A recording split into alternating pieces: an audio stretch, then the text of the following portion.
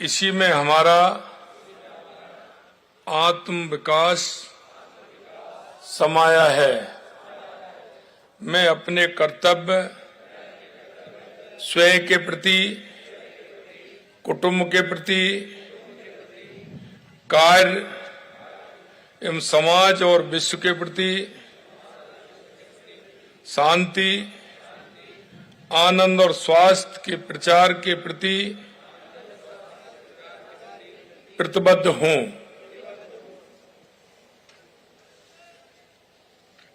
अब सभी जनों से निवेदन है कि मेहरबानी करके अपने अपने स्थानों पर विराजमान हो जाएं।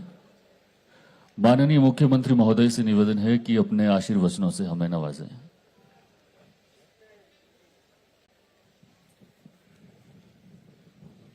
आज के इस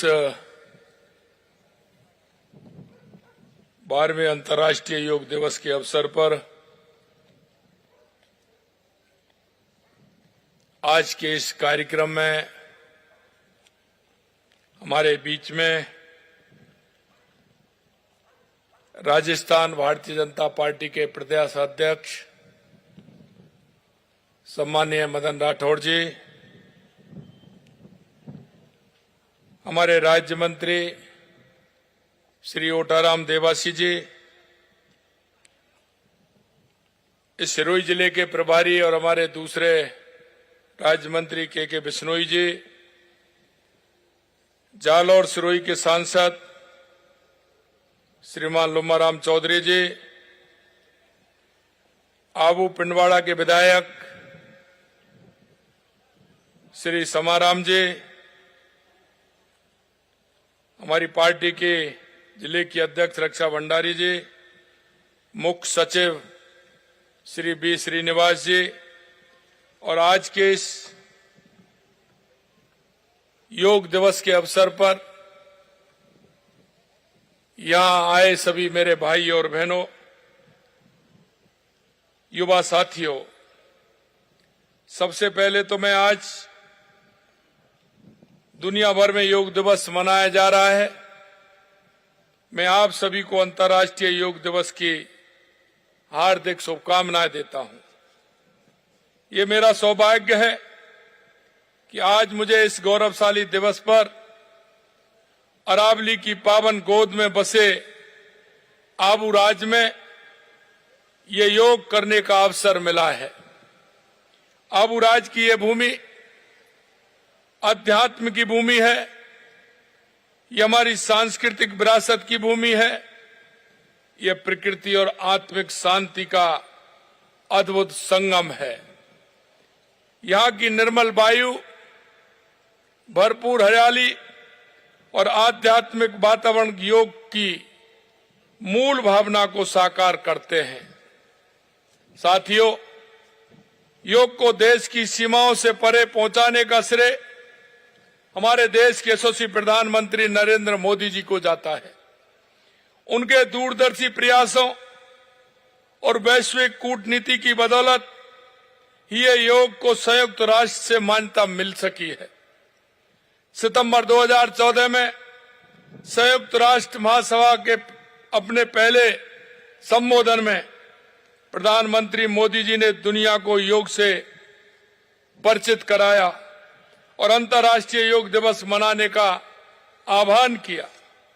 उनके नेतृत्व में भारत ने संयुक्त राष्ट्र महासभा में प्रस्ताव पेश किया, जिसके बाद संयुक्त राष्ट्र संघ ने हर साल 21 जून को अंतर्राष्ट्रीय योग दिवस के रूप में मनाने की घोषणा की।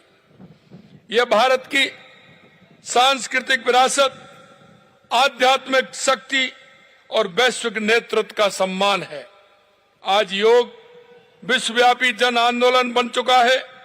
प्रधानमंत्री श्री नरेंद्र मोदी जी कहते हैं कि जैसे योग शरीर, मन, बुद्धि और आत्मा को जोड़ता है, वैसे ही योग आज विश्व को भी जोड़ रहा है। मेरे भाइयों, अगर हम अपना काम अनुशासन से करते हैं तो अपना दायित्व निभाते हैं, तो ये एक तरह का योग ही होता है। इसी मंत्र को साकार करते हुए योग को अंतर्राष्ट्रीय मान्यता दिलाकर भारत ने सॉफ्ट पावर के रूप में अपनी पहचान बनाई है। साथ ही योग को कर्मयोग से जोड़कर व्यक्ति, समाज और राष्ट्र के तौर पर विकास की शक्ति को कई गुना बढ़ा दिया है। साथियों, आपको याद होगा कि पहला अंतर्राष्ट्रीय योग दिवस 21 जून 2015 को नई दिल्ली के कर्तव्य पथ पर आयोजित हुआ, जहां प्रधानमंत्री जी के साथ 35,985 लोगों ने एक साथ योग कर विश्व रिकॉर्ड बनाया।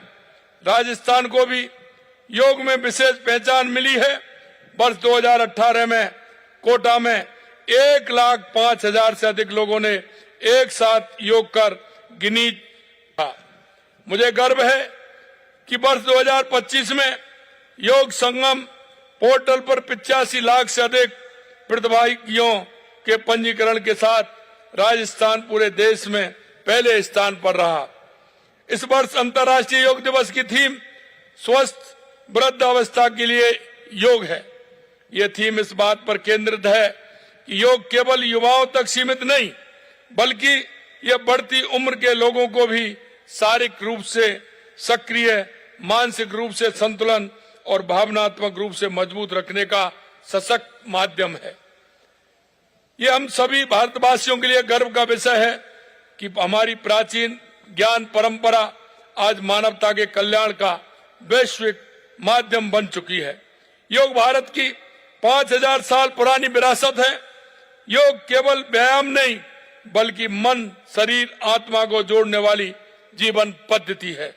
हमारी सनातन परंपरा में योग को जीवन को संतुलन और सफल बनाने का मार्ग माना जाता है। श्रीमद् भागवत गीता में योग को दुखों से मुक्ति का मार्ग बताया गया है। योग के शारीरिक और मानसिक लाभ भी अनगिनत हैं।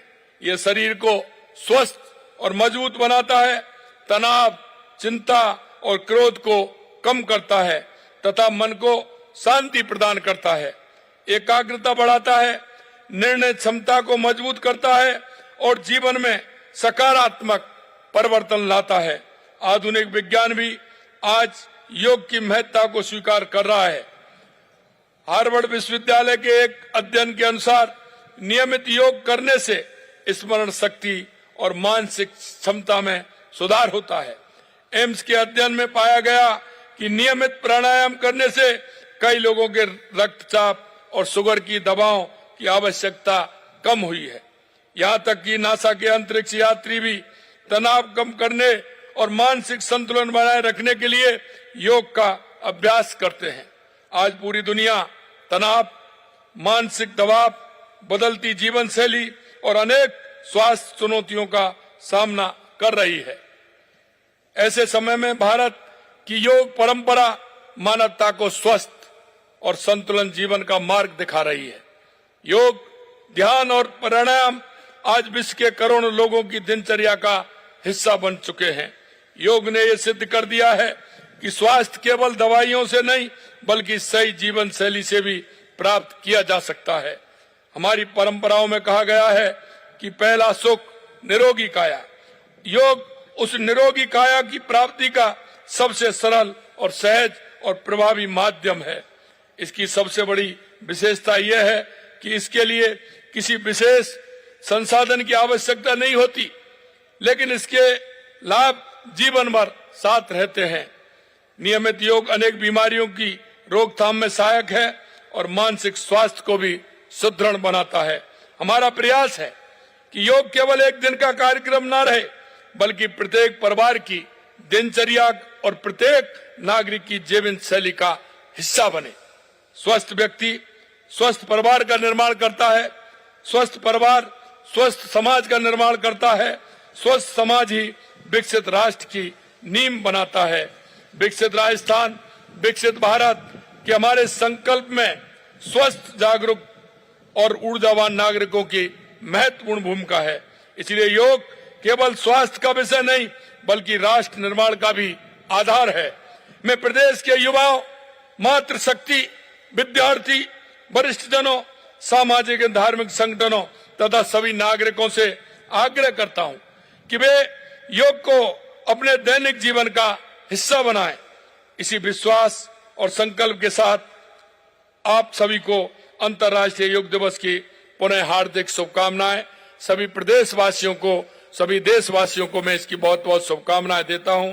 निश्चित रूप से आप इसे अपनाओगे, ये आपके जीवन में बहुत बड़ा बदलाव लाएगा।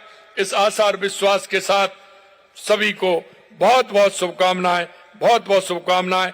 जय हिंद, जय भारत, जय राजस्थान।